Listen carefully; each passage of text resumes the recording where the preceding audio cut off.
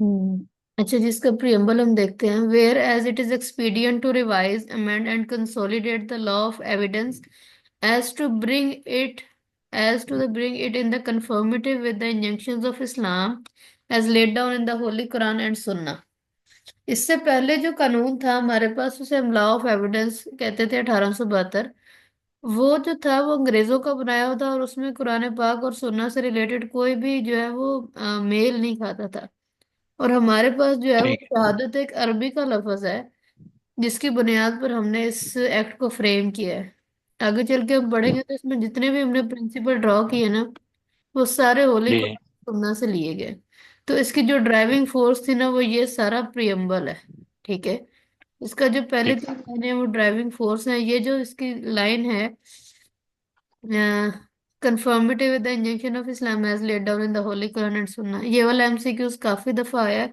इसको आपने जहन में रखना है कि कानून शहादत ऑर्डर बनाने का मकसद क्या था। तो ये मेन मकसद है इसका। और ठीक इसका बनाने वाला कौन है? तो वो प्रेसिडेंट है। जो ऑर्डर होता है ना, कोई भी बच्चे, ऑर्डर हमेशा प्रेसिडेंट ही बनाता है।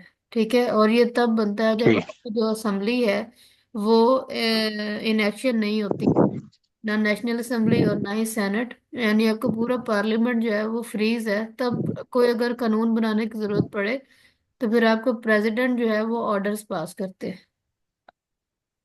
ठीक है। ठीक हो गया। प्रेसिडेंट की जगह पर अगर कोई नाम आ जाए तो फिर वो जियाउल हक साहब है, क्योंकि ये उनका दौर था। ये जो 2-3 डेट्स इसमें लिखी हुई हैं, ये आपने जरूर याद रखनी है सारी।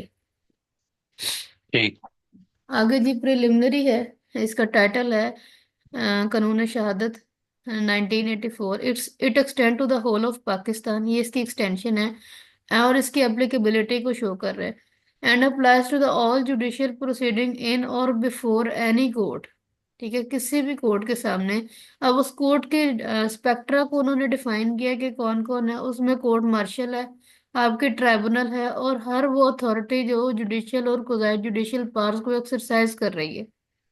ठीक है। जैसे आपकी ठीक है। लैंड रेवेन्यू की कोर्ट्स होती हैं, जो मेंबर्स बैठे होते हैं, वो जुडिशियल ऑफिसर्स नहीं होते, लेकिन उनके पास जो प्रोसीडिंग्स होते हैं वो क्वाज़ी जुडिशियल होती है। तो वो कहीं ना कहीं क्यूएसओ के प्रिंसिपल्स को बोरो कर लेती है, but does not apply to the proceeding before any arbitrator. लेकिन किसी भी सालिस के पास इसकी जो एप्लीकेशन है ना, वो नहीं होती है। ये इसकी एप्लीकेबिलिटी है, और यहाँ से हमेशा 2 एमसीक्यूज निकलते हैं। एक इसकी एप्लीकेबिलिटी का मिलता है और एक इसकी नॉन एप्लीकेबिलिटी का मिलता है। ठीक है, ये दोनों एमसीक्यूज ऐसे ठीक है। टेक्सचुअल फॉर्म में आ जाते हैं। It shall come into the force at once, interpretation पे आ जाए। In this order unless there is anything repugnant in the subject or context. इसको इस ऑर्डर में जो जो ये वर्ड्स डिफाइन किए गए उनका वही मतलब होगा, अनलेस कि उनको अलहदा से कोई मजीद डिफाइन ना किया जाए। अब कोट्स कौन से होते हैं? कोट्स वो होती हैं इन, जब लफ्ज इंक्लूड्स आता है ना बच्चे, इसका मतलब है कि जी इसका जो स्कोप है ना वो वाइडर है। ठीक है, यानी ये प्लस प्लस की फॉर्म में आता है। जहां पर भी वर्ड मीन्स आता है, इसका मतलब है कि वो स्ट्रिक्टो सेंसो उसी के बारे में बात करें जितना एक लिखा गया है। ये वर्ड जो है ठीक है। ये लिमिटेड स्कोप के बारे में बात करता है, और इंक्लूड जो है वो वाइडर स्कोप के बारे में बात करता है। अच्छा जी। कोर्ट्स इंक्लूड्स ऑल जजेस, मजिस्ट्रेट्स। अब जजेस कौन से होते हैं? जो सिविल कोर्ट्स में बैठते हैं, और मजिस्ट्रेट जो है वो क्रिमिनल कोर्ट्स में बैठते हैं। एंड ऑल द पर्सन, और हर वो बंदा एक्सेप्ट आर्बिट्रेटर, वहां सिवाय सालिस के, legally authorise to take evidence. अब सारी चीजें हो रही होती है कोर्ट्स में, लेकिन मेन मकसद क्या है? एविडेंस लेने के लिए जो अथॉरिटी बैठी है उसे हम कोर्ट कहते हैं, कानून शहादत ऑर्डर की डेफिनेशन में। अगर आप प्रैक्टिस करते हैं तो आप देखेंगे कि कोर्ट्स में अक्सर लोकल कमीशंस बैठे होते हैं, एविडेंस रिकॉर्ड कर रहे होते हैं। तो वो भी जी कोर्ट जी। डेफिनेशन में आते हैं, क्योंकि वो लीगली ऑथोराइज होते हैं एविडेंस रिकॉर्ड करने के। ठीक है। ठीक Documents mean any matter expressed or prescribed upon any substance by the means of letter, figures, or marks, or by more than one of those means intended to be used, which may be used for the purpose of recording the matter. लफ्जों की सूरत में, गिनती की सूरत में, या किसी भी तरीके से, या निशान की सूरत में, अगर कोई भी ऐसी चीज रिकॉर्ड की गई है जिसका मकसद क्या है किसी भी मामले को रिकॉर्डिंग में लेके आना, लिखावट में लेके आना, तो उस सारे को या उसका कोई एक मतलब बन रहा हो, उसे हम क्या कहते हैं, डॉक्यूमेंट। अच्छा, इनकी ना आपने प्रोविजंस जरूर याद रखनी है। अगर वो आपसे पूछ लेते ठीक। हैं कौन सा आर्टिकल जो है वो डॉक्यूमेंट को डील कर रहा है, तो आपने लिखना है आर्टिकल 2B। ठीक है, बिल्कुल। टू 1B लिखना है आपने। ठीक है, ये एग्जैक्ट ठीक आपने है। बताना है, तो उन्होंने एमसीक्यूज ठीक है। ना आप सिंपल 2 लिख सकते हैं, ना बी क्लॉज लिख सकते हैं। आर्टिकल 2 सब क्लॉज 1, और उसका भी मजीद सब क्लॉज जो है वो बी। इस तरह से ठीक है। आपने याद रखनी है। आपने लास्ट एग्जाम दिया था, जी जी। आपने देखा हो ना, वो सारा ही टेक्सचुअल बेस्ड था, तो क्रैमिंग की जरूरत होनी है यहाँ पर थोड़ी सी। तो इंशाल्लाह हम वो भी देखेगा। अच्छा जी, ये आगे इलस्ट्रेशन है। A writing is a document. कोई भी जो लिखावट है वो डॉक्यूमेंट है। Words printed, lithographed and photographs are document. कोई भी जो लफ्ज है, हम प्रिंटिंग करते हैं, लिथोग्राफ करते हैं, छिपाई होती है, और फोटोग्राफ्स जो होते हैं, ये तस्वीर, ये सारे डॉक्यूमेंट्स की डेफिनेशन में आते हैं। यह नक्शा या कोई भी प्लान है वो डॉक्यूमेंट है। N inscription on a metal plate और स्टोन इज अ डॉक्यूमेंट। ये अक्सर आपने प्लेट्स वगैरह पे देखा होगा, कोई डिजाइन वगैरह बने होते हैं खुदाई करके ना, खोद खोद के। जी। तो वो उनको हम इंस्क्रिप्शन कहते हैं। ठीक है, तो अगर उन डिजाइन्स का या उन मार्क्स का कोई मतलब बनता हो, तो वो क्या बनते हैं, वो डॉक्यूमेंट्स बन जाते हैं। ये अक्सर हम स्टोन्स पे देखते हैं, हमें ये कुरानी आयत बनी नजर आ जाती है, या दीवारों पर चीजें बनी हुई नजर आती हैं। तो वो पूरी की पूरी जी जी। वाज़ह कर रहे होते हैं, तो वो दीवारें या वो स्टोन्स जो होते हैं वो डॉक्यूमेंट की डेफिनेशन में फॉल करते हैं। ठीक है। अब ठीक। करिकेचर इज द डॉक्यूमेंट। करिकेचर कहते हैं हम किसी बिगड़ी हुई तस्वीर को।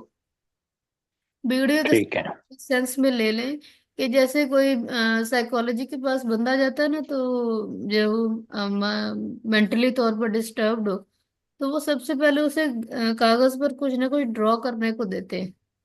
वो कुछ भी आड़ी तिरछी लाइनें भी लगा देना, तो उन आड़ी तिरछी लाइनों का भी मतलब बन जाते होते। ठीक है, तो वो जो बिगड़ी हुई ठीक है। तस्वीरें होती हैं वो भी डॉक्यूमेंट्स की डेफिनेशन में आते हैं।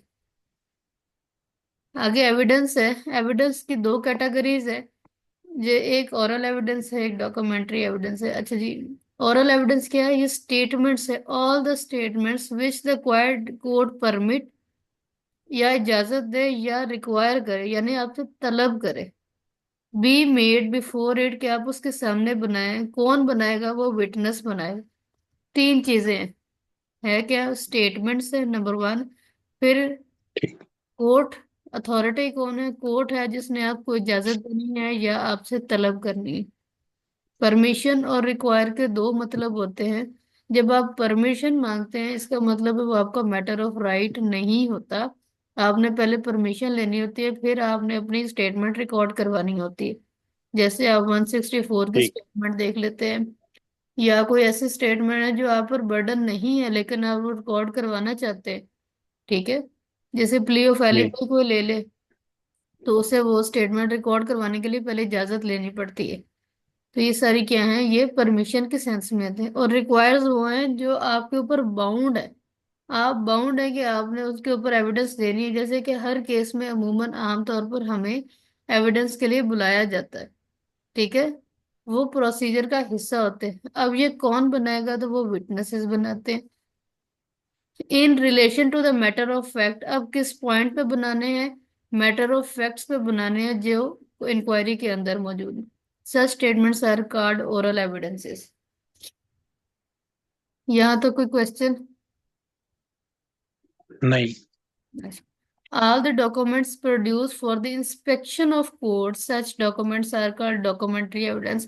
अब डॉक्यूमेंट का पर्पस क्या है, वो है इंस्पेक्शन ऑफ कोर्ट है। ये आपका ये जो वर्ड है ना, ये आपका जी जी। एमसीक्यू जाता है। पर्पस क्या है, इंस्पेक्शन ऑफ कोर्ट है। तो ये आपका एमसीक्यूज भी होता है, वो पूछ लेते हैं कि डॉक्यूमेंट्री एविडेंस का पर्पस क्या है। ठीक है, तो वो इंस्पेक्शन ऑफ कोर्ट है। इसको आप हाईलाइट कर लें, ये एमसीक्यूज में आता है। ठीक।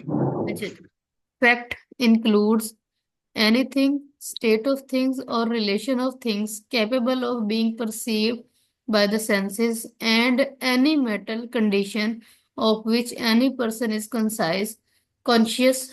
ठीक है। अच्छा जी, फैक्ट क्या होता है? कोई भी चीज, एनीथिंग, ये इसका स्कोप है, ब्रॉडर स्कोप है कि कोई भी चीज हो सकती है, किसी भी चीज की हालत हो सकती है, या किसी भी चीज का जो रिलेशन है किसी भी चीज के साथ, जिसको हम अपने पांच हिस्सों के जरिए से डिस्क्राइब कर सकते हैं, महसूस कर सकते हैं, उन्हें हम फैक्ट कहते हैं। हम सुन सकते हैं, हम स्मेल कर सकते हैं, हम देख सकते हैं, हम सुन सकते हैं, हम टच कर सकते हैं। ये हमारी पांच हिस्से हैं जिनके जरिए से अगर हमने कुछ परसीव किया है तो वो फैक्ट बन जाता है। ठीक है, अगर आपने कहीं चलते से चलते कुछ सुन लिया है तो वो आपकी एविडेंस में शामिल हो सकता है, वो फैक्ट बन सकते हैं। ठीक है, ये हम आगे सही। आर्टिकल जाके पढ़ेंगे। ये आपका आर्टिकल 71 इसको इंडोर्स करता है, इस लाइन को। ये जो being perceived by the senses है, इसको आपका आर्टिकल 71 इंडोर्स करेगा आपके साथ। या any mental condition of which any person is conscious, या किसी भी कोई बंदे की कोई भी जहनी हालत जिसके बारे में वो बहुत ज्यादा कॉन्शियस है, ठीक है, फिक्री में रहता है, उसे हम फैक्ट की डेफिनेशन में लेके आते हैं। ठीक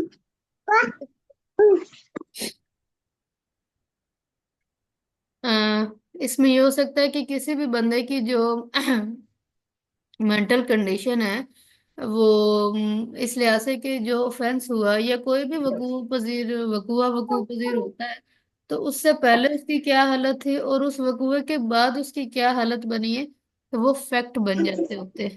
ठीक है, यहाँ पर इलस्ट्रेशंस है, इनको आप पढ़ें। जो चीज नहीं समझ आती उसको मार्क लगा लें, तो हम डिस्कस ठीक करेंगे है। कल नेक्स्ट क्लास में। ठीक है, ठीक। इलस्ट्रेशंस पे टाइम वेस्ट नहीं करने लगी। ठीक है। अच्छा जी, यहाँ जी। पर क्लॉज टू में आ जाए, ये बहुत इंपॉर्टेंट है। ये क्लॉज 2, 3, 4 इनको आपने जरूर, चाहे तो वर्ड टू वर्ड याद रख लें, इनको जरूर याद करना। One fact is set to be relevant, ये आपकी हेडिंग है कि कब जो फैक्ट है वो रेलेवेंट होता है टू अनदर, किसी दूसरे फैक्ट के साथ। यहाँ से स्टार्ट है कि वो सरकमस्टांसेस बता रहे हैं आपको कि कहाँ से वो, ये मैं हाईलाइट कर देती हूँ अगर ये हो जाता है तो। ये दिस वन, ये वो ठीक। सरकमस्टांसेस हैं जिनमें फैक्ट्स रेलेवेंट हो जाते हैं। When one is connected with other in any ways refer to in the provisions of order relating to the relevancy of fact. ये रेलेवेंसी ऑफ फैक्ट का आपका पूरा चैप्टर है, चैप्टर नंबर 2। उसमें आपको सारे वो कनेक्शंस बताए हुए हैं कि किस तरीके से एक फैक्ट दूसरे फैक्ट के साथ रिलेट कर सकते हैं, और अगर वो एक दूसरे से जुड़ते हुए एक ऐसी चेन बना रहे हैं कि कोई भी शक व शुबात की जरूरत नहीं है, तो फिर वो सारे एक दूसरे से रेलेवेंट होते हैं। ठीक है, तो हम कहते हैं कि ये फैक्ट जो है उससे रिलेट कर रहा है, तो उसकी तायीद कर रहा है।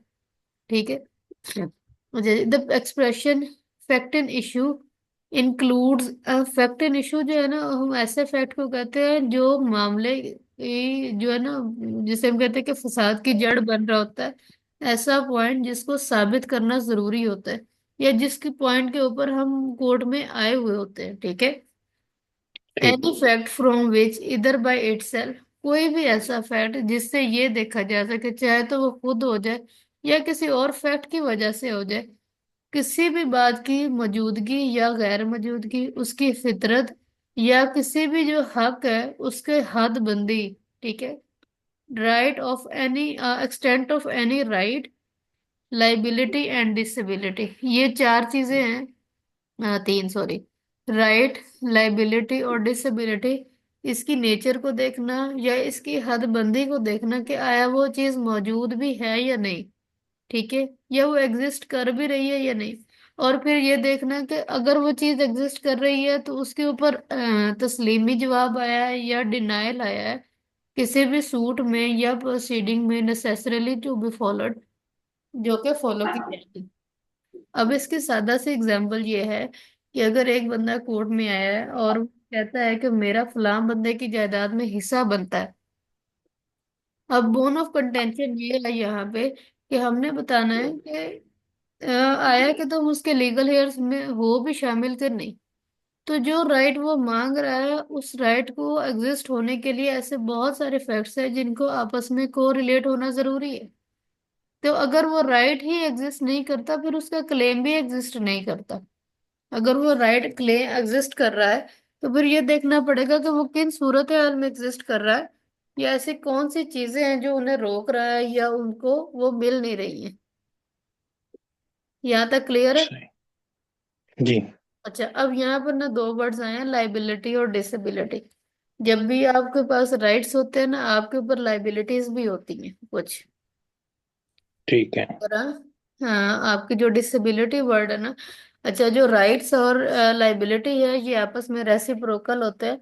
रेसिप्रोकल ये कहते हैं कि जैसे एक दूसरे के उलट होते हैं। ठीक है। अगर किसी के पास राइट है ठीक। तो उसके उलट आपके पास उसकी ड्यूटी या लाइबिलिटी होगी। ठीक है। इसी तरह जो वर्ड डिसेबिलिटी है, इसका रेसिप्रोकल होता है प्रिविलेज। इन्होंने यहाँ लिखा नहीं है, लेकिन डिसेबिलिटी का जो वर्ड होता है ना, वो प्रिविलेज होता है। डिसेबिलिटी को हम इस तरह से कह सकते हैं कि एक बंदे ने कोई गलत काम किया है, दिखने में वो गलत है, जी। लेकिन उस बंदे ने किया, उसने लीगली तौर पे ही किया है वो काम। अब कत्ल करना एक इलीगल एक्ट है, लेकिन अगर वो कोई बंदा जो पुलिस ऑफिसर है और वो पूरी अथॉरिटी के साथ वो काम कर रहा है, तो उसको वो प्रिविलेज हासिल है कि वो गोली चला सकता है। ठीक है। लेकिन ठीक। आप उसके लिहाज से डिसेबल हैं, क्योंकि आप उसके खिलाफ कोई भी कानूनी कार्रवाई नहीं कर सकते। ठीक है। तो ये डिसेबिलिटी के जुमरे में आता है कि यहाँ पर कोई ऐसा बंदा या कोई ऐसा एक्ट जिसके खिलाफ कोई भी एक्ट करने के लिहाज से आप फ्रीज होते हैं, आपको रोका जाता है, तो वो डिसेबिलिटी के जुमरे में आता है। ठीक है। सही। अच्छा जी, एक्सप्लेनेशन है। Whenever, under the provision of law for the time being in force related to the civil procedure, any court records on issue of fact, the fact to be asserted or denied, the answer of such issues is a fact in issue. अब यहाँ पर assertion और denied की बात आई है, तो ये बात हमेशा सिविल प्रोसीजर में आती है। ये आपके दीवानी दावाजात में। ठीक है, कि जवाब दावा आता है, फिर उसके ऊपर जवाब दावा आता है। एक बंदा चाहे तो क्लेम को मान ले और तस्लीमी जवाब दावा दे दे, या उसको कंटेस्ट कर ले और डिनायल में आंसर दे दे। ठीक है। तो जब असर्शन और ठीक। डिनाइड की बात आएगी, तो फिर वो सिविल प्रोसीजर कोड के हवाले से वो बात कर रहा है सारी। ठीक है। क्योंकि क्रिमिनल लॉ में तो असर्शन और डिनाइल की बात ही नहीं है। ठीक है। ठीक। आगे जी। A fact is set to be proved, ये हेडिंग है आपकी यहाँ तक, प्रूव्ड तक। When, after considering the matter before it, it का मतलब है court, the court either believes it to exist और consider its existence so probable, कि जब किसी भी फैक्ट की जो एग्जिस्टेंस है या उसके ऊपर उसकी मौजूदगी पर यकीन कर ले, या उसकी मौजूदगी इतनी काबिल यकीन हो कि एक प्रूडेंट माइंड यानी इंसानी अकल जो है उसकी मौजूदगी को तस्लीम करने पर मजबूर हो जाए, तो ऐसे सरकमस्टांसेस जो होते हैं वो प्रूव्ड साबित होते हैं। लेकिन उसके लिए देखना पड़ेगा कि केस के जो सरकमस्टांसेस हैं वो क्या हैं। इसीलिए उन्होंने इस लाइन के अंदर रहते उसको बाउंड किया है, under the circumstances of the particular case. ठीक है। ये लाइन इस बात को बाउंड करती है कि हर केस के जो सरकमस्टांसेस होते हैं वो अलग अलग होते हैं, तो हर केस के सरकमस्टांसेस को मद्देनजर रखते हुए ये ऊपर वाली लाइन का सहारा लिया जाए। ठीक है। टू एक्ट अपॉन द ठीक। दैट इट एग्जिस्ट, उसकी एग्जिस्टेंस को फर्ज कर लिया जाता है कि ये काम हुआ है, ठीक है, या नहीं हुआ। बिल्कुल इसी तरह डिसअप्रूव ये होता है कि अगर कोर्ट सारे मैटर को देखने के बाद ये यकीन कर ले कि ऐसा कुछ हुआ ही नहीं है, या वो इतना नाकाबिले यकीन है कि उसकी एग्जिस्टेंस के ऊपर यकीन, जो इंसानी अकल है वो यकीन नहीं कर सकती है, या उसको सपोज करने से कासिर है, फर्ज करने से कासिर है, तो ऐसा फैक्ट जो है वो डिसप्रूव्ड साबित होता है। ठीक है, उसे हम डिसप्रूव्ड फैक्ट कहते हैं। effect is said not to be proved when it is neither proved or nor disproved. अगर कोई ऐसा फैक्ट है ना तो वो डिसप्रूव। प्रूव्ड हुआ है ना ही डिस्प्रूव्ड हुआ है, तो इसका मतलब हम ये नहीं कहेंगे कि वो प्रूव हो गया। इसका मतलब ये है कि वो प्रूव्ड नहीं हुआ है। ठीक है। यानी ना तो वो प्रूव ठीक। साबित हुआ है ना ही डिस्प्रूव, वो ऐसे ही खड़ा है, यानी उसके ऊपर बहस हो सकती है मजीद। ठीक है। यहाँ पर ये जो है ना, ये डुअल मीनिंग्स हमें देते हैं, ये वाला सिक्स क्लॉज। अच्छा। ठीक। वेन एवर इट, ये प्रिजम्पशन का जब आप चैप्टर पढ़ेंगे आगे चल के, आर्टिकल 90 से ऑनवर्ड, तो फिर उस वक्त आपको ना, मैं ये दोबारा क्लॉज 7 8 जो है और 9 ये रिवाइज करवाऊंगी, क्योंकि उस वक्त जब प्रिजम्पशन पढ़नी है तो ये तीन जो क्लॉजेस हैं ये जहन में होंगे तो क्लॉजेस समझ आएंगे। ठीक है। ठीक। When ever it is provided by this order that the court may presume affect, जब वहां जहां वर्ड में आता है इसका मतलब है वहां पर डिस्क्रिशनरी पावर है कोर्ट की मर्जी है कि चाहे तो माने तो चाहे न माने। ठीक है। आगे कोर्ट नाम। को पावर्स दे दी गई हैं कि it may either regard such fact as proved, चाहे तो वो अगर उस फैक्ट को मे प्रज्यूम के लफ्ज में लाया गया तो कोर्ट की मर्जी है, चाहे तो उसको सच माने या उसके बारे में सबूत मंगवा ले, और मे call for the proof of it. लेकिन सच कब तक मानेंगे, तब तक सच माना जाएगा जब तक उसको गलत साबित करने के बारे में कोई सबूत पेश ना किया जाए, unless and until it is disproved. दो इख्तियार दिए गए हैं, तो उसको मनोन ऐसे ही साबितशुदा समझ ले या उसके ऊपर एविडेंस कॉल कर ले। And when it is directed by this order, और जब यहाँ पर देखो यहाँ पर वर्ड प्रोवाइडेड लिखा हुआ है। ठीक है। जी। इसका मतलब है कि यहाँ पर डिस्क्रिशनरी पावर है और कोर्ट की मर्जी है कि वो देखे। आगे चल के आप देखेंगे तो वहां पर भी जगह जगह पर प्रोवाइड और डायरेक्टेड के पर, ये जो डायरेक्शन का वर्ड है, ये ऑर्डर, ये जो हमारी बुक है ये कोर्ट को सिखा रही है कि कौन कौन से फैक्ट्स को आपने एब्सोल्युटली परज्यूम करना है। अब यहाँ पर देखिए कोर्ट शेल परज्यूम का वर्ड, यहाँ पे मे था यहाँ पर शेल है। तो शेल जो होता है ये वर्ड तब आता है जब आपकी एब्सोल्यूट पावर्स होती हैं, कोर्ट की डिस्क्रिशन खत्म होती है और जैसा बुक ने कहा होता है आपने वैसा ही करना होता है। ठीक है। ठीक। यहाँ पर ये एब्सोल्यूट पावर है। अब इसमें कोर्ट की अपनी कोई मर्जी नहीं होती। जो फैक्ट को इस बुक ने कह दिया है कि आपने उसको एब्सोल्युटली परज्यूम करना है, और जब वो परज्यूम हो जाता है तो यही समझाएगा कि वो बिल्कुल ठीक है। It shall regard such fact as proved unless and until it is disproved. ठीक है। ये तब तक जो है वो साबित ही समझा जाएगा जब तक कि इसके खिलाफ कोई और सबूत नहीं आ जाता। जैसे कि हम देखते हैं जब कोई अथॉरिटी कोई डॉक्यूमेंट पेश कर दिया, जैसे नादरा का रिकॉर्ड होता है, उसके जी। साथ हमेशा शेल प्रज्यूम का वर्ड होता है, क्योंकि उसको उसके ऊपर उसके खिलाफ कोई भी सबूत नहीं आता, लेकिन वो भी तब तक सबूत साबित शुदा समझा जाता है जब तक उसके खिलाफ दूसरी पार्टी को सबूत नहीं लेके आती। तो वो शेल प्रज्यूम के मानों में आ जाता है। या कोई भी हमारी कानून की बुक है, वो अगर कोर्ट के सामने पेश की जाती है तो वहां पर भी शेल प्रज्यूम का फिनोमेना ही इस्तेमाल होता है, क्योंकि कोर्ट को पता है कि ये एक लॉफुल अथॉरिटी ने बुक बनाई है और इसमें कोई शक व शुबात की बात नहीं है। नहीं है। एक मिनट। आदिल, ये यस मैम। क्या हाल है बच्चे, ठीक हो आप? अल्हम्दुलिल्लाह मैम, ठीक ठाक। आप बताएं, खैरियत मजे जी। में? आप सिंध से हो? जी जी मैम, सिंध से हूँ। आपने कोई अटेम्प्ट दी हुई है अभी तक? यस मैम, दी हुई है, तभी तो लास्ट अटेम्प्ट है मेरा। अच्छा चले। आपने ये लास्ट अटेम्प्ट दी थी? नहीं मैम, अभी तक अप्लाई नहीं किया।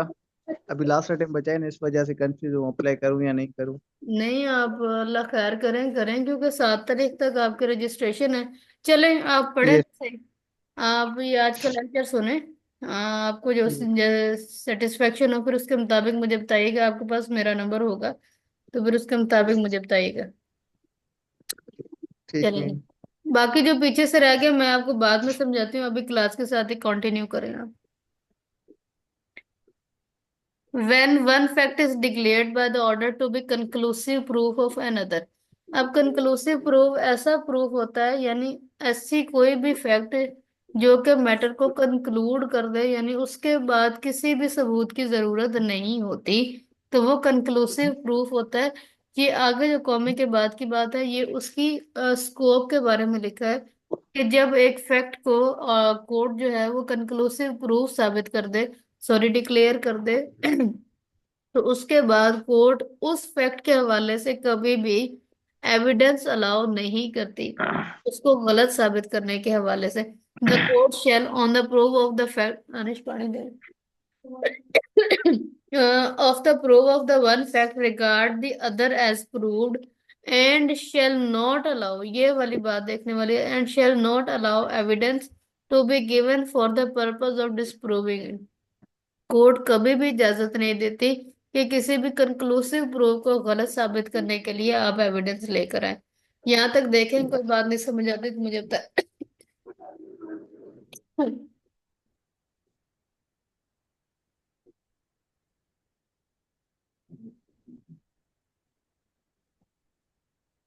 क्लियर है? जी। अच्छा जी, चैप्टर 2 है हमारा विटनेसेस का। हम यो 2 मिनट में जो है ना वो रन आउट होने लगे हैं, तो आपने सेम लिंक को दोबारा ज्वाइन कर लेना। ठीक। अच्छा जी, यहाँ पर आर्टिकल 3 है हमारा, हु में टेस्टिफाई। यहाँ पर ऑल का वर्ड आना है, यहाँ पर जो ए एच लिखा है। अच्छा जी, जर्नल रूल क्या है? All the person shall be competent to testify. यहाँ तक जो आपका है ये आपका जर्नल रूल है, ठीक है, यहाँ टेस्टिफाई तक। यहाँ पर अच्छा, जहां पर भी वर्ड अनलेस, ये 3 वर्ड्स मैं बता रही हूँ बच्चों आपको, अनलेस, अनटिल एंड बट, ये 3 वर्ड्स हैं। जब भी ये वर्ड्स हैं तो उससे जो पीछे की बात होती है वो जर्नल रूल होता है, और उसके बाद में जो बात लिखी गई होती है वो उसकी एक्सेप्शनल केसेस होते हैं।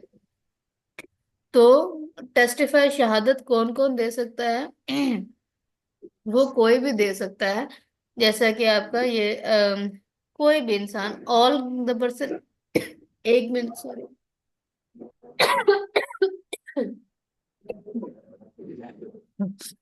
अच्छा, ऑल पर्सन्स की डेफिनेशन में सारे ही आते हैं, सारे ही बंदे कॉम्पिटेंट होते हैं शहादत देने के लिए, लेकिन अब कौन कौन कॉम्पिटेंट नहीं है? Unless the court consider that they are prevented from understanding the question. ये पहला है आपका क्वालिफिकेशन, डिस्क्वालिफिकेशन, कि वो जो बंदा शहादत देने आया है वो क्वेश्चन को समझने से कासिर है, ठीक है। दे आर प्रिवेंटेड, प्रिवेंटेड का मतलब होता है कासिर होना, from understanding the question put to them, जो सवाल उससे किया है उसको समझने से कासिर है।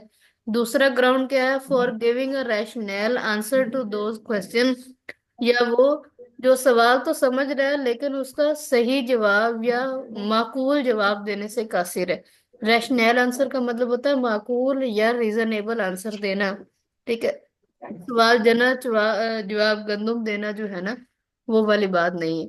अब किस किस वजह से ये 2 डिस्क्वालिफिकेशन है? बाय टेंडर ईयर्स, अपनी ज्यादा एज होने की वजह से, एक्सट्री सॉरी टेंडर ईयर्स ज्यादा टाइम होने की वजह से, यानी जो शहादत दी और जो वकूआ हुआ उसके दरमियान में बहुत ज्यादा टाइम है, या अपने ओल्ड एज होने की वजह से, एक्सट्रीम ओल्ड एज, या किसी भी बीमारी की वजह से, चाहे वो जिस्मानी है या जहनी है या किसी भी और वजह से, ये 2 डिस्क्वालिफिकेशन की वजह से वो कंपिटेंट पर्सन नहीं है किसी भी केस का विटनेस बनने के लिए। और यही 2 क्वालिफिकेशन है हमारे पास किसी भी केस में आपका कंपिटेंट टेस्ट विटनेस बनने के। यानी कि पहला क्या है? जो भी विटनेस आना चाहे उसकी पहली क्वालिफिकेशन ये है कि वो क्वेश्चन को अंडरस्टैंड करता हो और उसका रैशनल आंसर दे सकता हो। ये 2 क्वालिफिकेशंस होना जरूरी है, तभी वो जरूरी। विटनेस बॉक्स में आ सकता है। अच्छा जी, इसका मजीद आगे ये 2 ग्राउंड्स थे, इनको आप हाईलाइट कर लें। और थर्ड ग्राउंड ये है डिस्क्वालिफिकेशन का, प्रोवाइडेड दैट, ये भी एक एक्सेप्शन होती है। A person shall not be competent वैसे तो सारे लोग कॉम्पिटेंट है, लेकिन ये 3 लोग कॉम्पिटेंट नहीं। एक वो जो सवाल को नहीं समझ सकता, अगर सवाल को समझ रहा है तो प्रॉपर आंसर नहीं दे रहा। और तीसरा बंदा ये है कि जो कि if he has been convicted by the court for a perjury और गिविंग फॉल्स एविडेंस। परजरी का मतलब होता है झूठी शहादत देना, कि कोर्ट में उसने झूठी झूठी शहादत दी और फिर उस पर वो जुर्म साबित हुआ और फिर उसने उसकी सजा भी काटी है। यहाँ पर भी वर्ड कन्विक्टेड आएगा, इसका मतलब है कि उसके ऊपर जुर्म जो है वो साबित हो चुका है। ये नहीं है कि वो भी अंडर ट्रायल है। कन्विक्शन का लफ्ज तब आता है कि जब जुर्म साबित हो जाए। लेकिन ऐसे बंदे को जिसके ऊपर परजरी का ऑफेंस साबित हुआ हो, उसको इस ऑर्डर ने माफी दी है इस नेक्स्ट प्रोवाइजो में। Provided further that the provision of first proviso shall not apply to a person. लेकिन ये वाली जो बात है किसी ऐसे बंदे पर अप्लाई नहीं होगी अबाउट होम जिसके बारे में the court is satisfied, court को इत्मीनान है या वो सेटिस्फाइड है that he has repented thereafter, कि उसने तौबा कर ली एंड मेंडेड हिज वे, और अपना रास्ता तब्दील कर लिए। ऐसे बंदे को थोड़ी सी छूट है जिसके ऊपर परजरी का ऑफेंस है, लेकिन पहले कोर्ट को सेटिस्फाई करना पड़ेगा कि वो उसने ये रास्ता छोड़ दिया। Provided further that the court shell determine the competency. अब ये क्वालिफिकेशन है, हमने ऊपर कॉम्पिटेंसी पढ़ी है कि सारे ही बंदे जो है वो कॉम्पिटेंट है विटनेस बनने के लिए। अब उनकी कॉम्पिटेंसी को किस तरह से देखा जाएगा? तो अथॉरिटी कौन है? कोर्ट अथॉरिटी है जो को विटनेस की कॉम्पिटेंसी को देखेगी। ये आपका एमसीक्यूज बनता है। Who is the authority to determine the competency of witnesses? तो कौन सी अथॉरिटी है? वो आपकी कोर्ट होती है। इन अकॉर्डेंस, अब पैरामीटर्स क्या है? In accordance with the qualification prescribed by the injunction of Islam as laid down in the Holi Quran and Sunnah for the witness. ठीक है। क्वालिफिकेशन क्या है जो कि इस्लाम ने हमें कुरान और सुन्ना में बता दिया है, उन क्वालिफिकेशन को मद्देनजर रखते हुए कोर्ट जो है किसी भी विटनेस की कंपिटेंसी को देखेगी। और अगर and where such witness is not forthcoming, और अगर ऐसा कोई भी गवाह कोर्ट के सामने नहीं आता है, द कोर्ट में take the evidence of witness who may be available. The court किसी भी ऐसे विटनेस की गवाही ले सकती है जो उस वक्त दस्तयाब हो।